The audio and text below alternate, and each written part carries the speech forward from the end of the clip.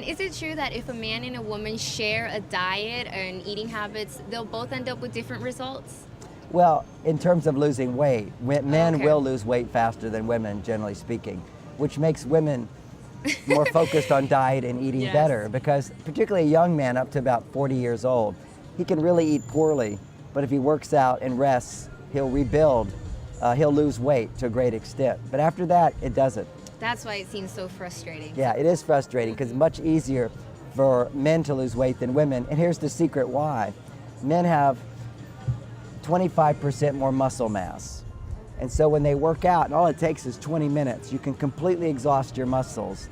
And when he rests now for an hour after that, if he fully relaxes his muscles, then in order to rebuild the muscles, the body burns fat. So it's while he's sitting on the couch watching TV, he's actually burning fat. If a woman sits on the couch and watches TV, she doesn't burn any fat. It's a different story. And what different combinations of foods can provoke different sensations in both genders? Because I know that I read that possibly eating a certain type of food for a woman won't provoke the same thing in a man when they eat it. Well, there's many examples of that, but what women have to be careful of is not eating too much protein. Okay. Women need a little protein with every meal. I love protein. It's very important to have protein, but if you eat dominant protein in terms of your calories, protein have what's called long-chain amino acids, and they will get in your bloodstream, these proteins, Yes. and your muscles slowly absorb them.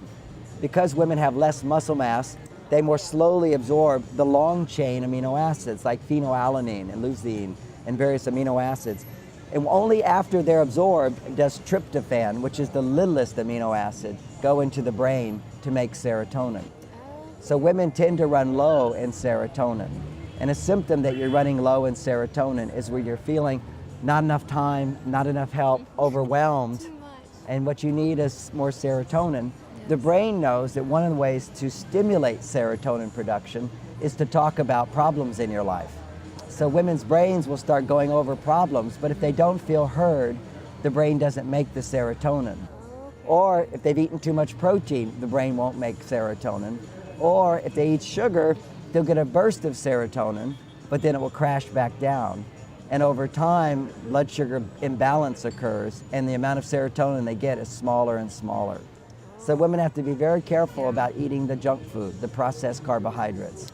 A little will make you feel really good, but if suddenly you go, I must have more, it becomes an addiction, and it's not healthy because it will also put on weight, but also prevents your body from being able to pull the glucose it needs from the complex carbohydrates. So the key thing for women particularly today, as for weightlifting men, they've learned this, is the weightlifter's food is broccoli, cauliflower, Brussels sprouts, bok choy. These are called cruciferous vegetables. And the reason they're so valuable and important in our diet is that they pull out toxic estrogens.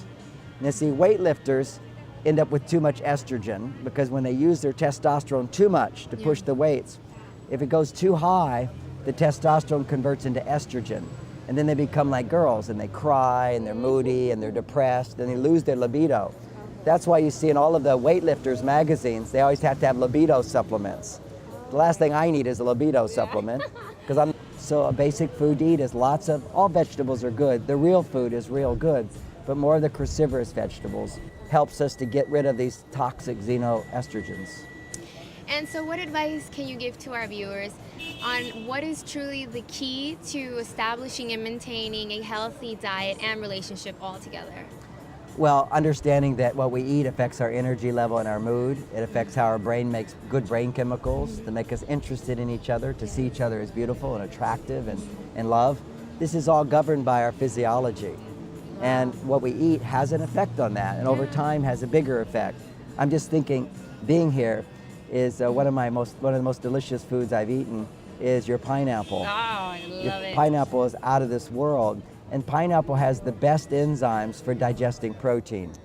So the more people can eat pineapple, it's a cure for depression. It's a cure for lack of libido. It's a cure for, and most people don't know that, but the reason people are so stressed is they're not making these good brain chemicals because they're not digesting protein. Because when your stress levels are up if you're feeling exhausted or upset or afraid or angry, any of those emotions causes your stress levels to go up. At those times, your pancreas stops making enzymes and you can't digest your protein. So if you can't digest your protein well, you can't make the brain chemicals to calm you down. Yeah. So we're caught in a loop. And if you take lots of pineapple, it has these wonderful digestive enzymes, particularly for protein. Also papaya. So papaya and pineapple. When I travel, it's always my favorite food because when you're on an airplane, even if you're relaxed, your body is stressed and your digestion stops. So it's a good travel food as well. And anytime you're upset, or if my wife's upset with me, I bring her papaya and pineapple. And we eat before we fight. So just before we let you go, just wanted to ask you if you knew the typical Dominican cuisine already. Had you been able to have a chance to taste any of it? Because I'm very interested in knowing, or possibly in the future, if what us Dominicans eat on a daily basis truly helps or doesn't when it comes to our relationships. Well, what really helps a lot is the fresh fruit. The tropical And vegetables. the tropical vegetables, fruit are so great, and all the vegetables which are there, I saw them in the grocery store. So the first thing I did is I went to look and see what does everybody eat. Then I went to the healthy living section. And the supermarket. At the supermarket, and about 3/4 of it I wouldn't put in my mouth. Oh, wow. So that real healthy living is everything around the edges, which is the way Mother Nature made it. And what's in the boxes is usually toxic to some extent.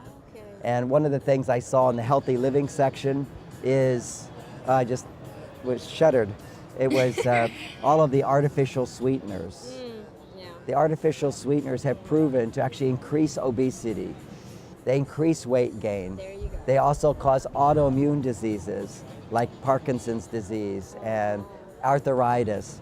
These chemicals, which basically all artificial sweeteners. If it says artificial sweetener, Stay away. It's stay away. Even though it's low in calories. Yeah. Sugar's not a bad thing as long as it's in a moderate amount. Anything more than like 12 grams, that's 3 teaspoons for an adult. Anything more than that is not good for you in a 4-hour period. Because the brain can only use about 2 teaspoons in that time period. And if you do a little bit more, your body can handle it, but anything more. So if you do a soft drink, or even a glass of juice, an 8-ounce glass of juice has 7 teaspoons of sugar in it. Not added sugar, just natural sugar. Oh my goodness. And we're not designed to take in that much sugar. And I remember when I was growing up as a child, we would get fresh juice, but it was in little tiny cups. Yeah. This is the way people used to be, because if you drank more, you'd get brain freeze. It'd be like too much. It'd be too much. But now we all have so many problems absorbing sugar that we crave 8 ounces of juice. And like these big, yeah. Or soft drinks, which are even worse. And it's hard to go off of these diet-free, the diet soft drinks, because they have the artificial sweeteners, which really are a serious addiction. So in America, we even have support groups to help women get off of their diet drinks, just like for men to get off of alcohol or drinking too much. But thank you so much, Mr. Gray, for being here with us today. We really appreciate all your valuable information. It's a real pleasure. Thank you. Thank you. Y no se olviden de leer su libro Marte y Venus, el libro de la dieta y el ejercicio, para que sigan aprendiendo un poco más de este tema tan valioso.